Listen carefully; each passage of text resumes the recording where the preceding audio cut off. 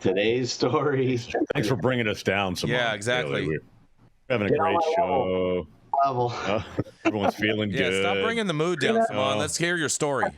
Scientists are doing real good stuff. My story today comes from Marijuana Moment, Kyle Yeager.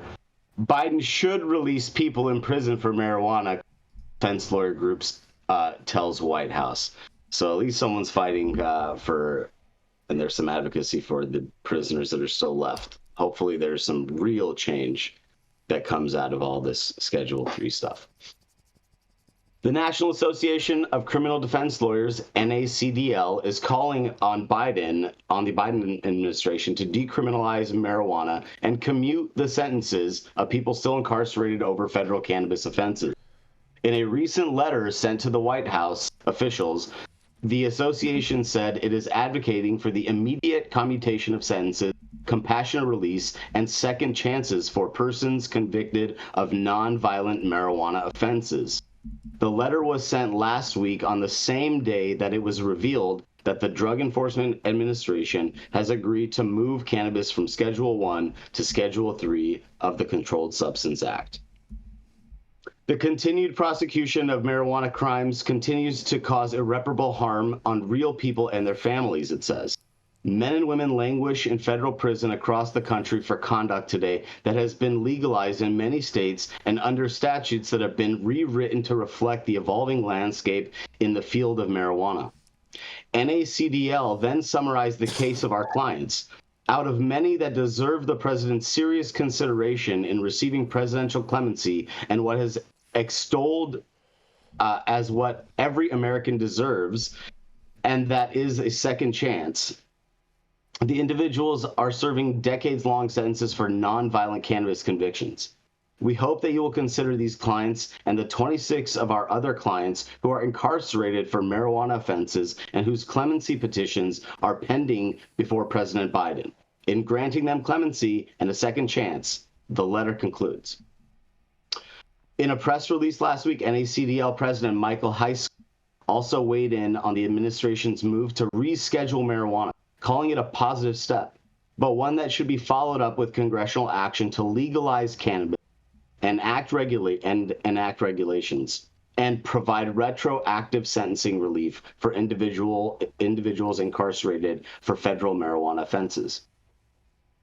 While President Joe Biden has granted mass pardons for people who have committed federal marijuana possession offenses, he draws a distinction with cases involving the cultivation and the distribution of cannabis. Late last month, the president did issue another round of clemency to more than a dozen people with nonviolent federal drug convictions, though none of them involved marijuana. Vice President Kamala Harris promoted the administration's pardons at a White House event last month, reiterating that she doesn't believe people should have to go to jail for smoking weed.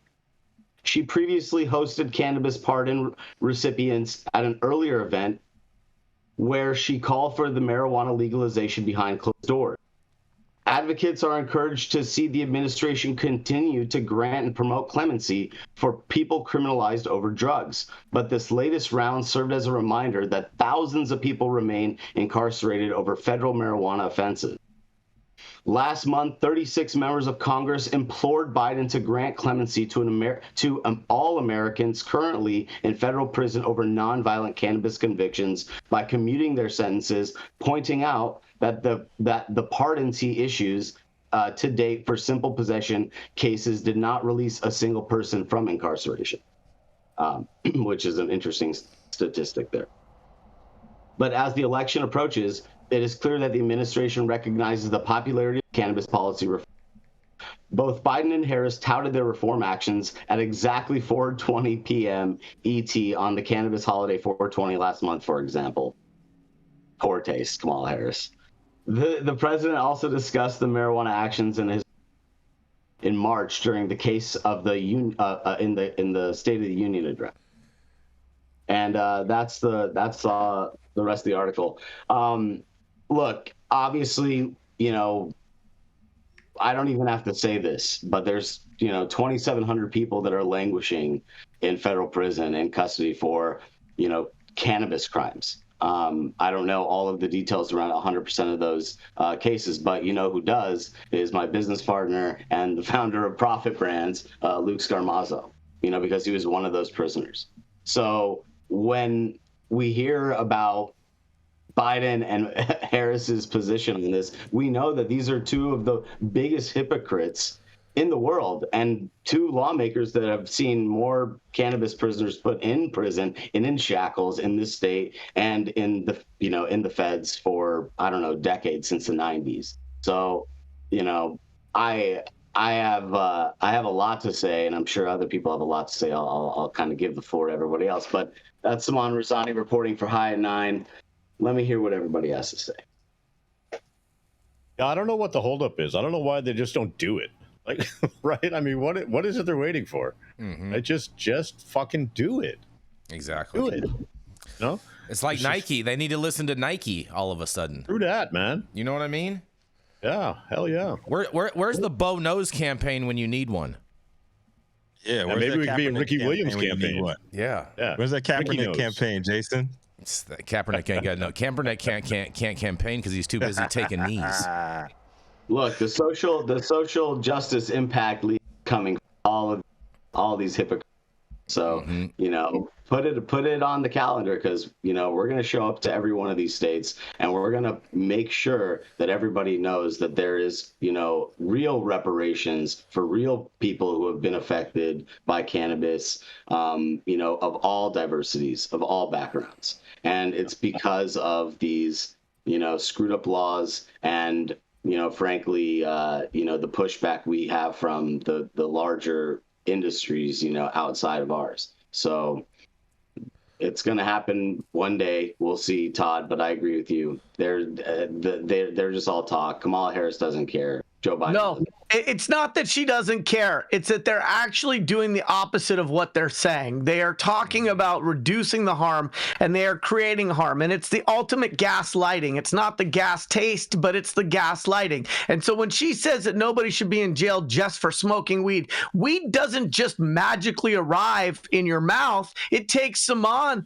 an hour and 20 minutes just to roll a blunt. Where does the weed come from? Where is the supply chain? And why is the supply chain not? Why, when they say nobody should be in jail for smoking weed, that weed has to be grown, distributed, transported. People have to have reasonable remuneration for the time and resources that it took to create that cannabis. And so it's disingenuous. They have this teeny little viewpoint like, oh, well, if you have a joint in your mouth, you don't go to jail. Well, what about all the things that had to happen before that in order for someone to have that joint in their mouth? Exactly. Thanks for pointing that out, Yara. Great point. Exactly. I'm glad you picked up on exactly that. Exactly that. And on that, we got to go to our. Oh wait, we don't have a fourth commercial today. No, we don't have a fourth commercial today. We got to keep this thing rolling, bro. We got to keep this trail rolling. We're gonna roll.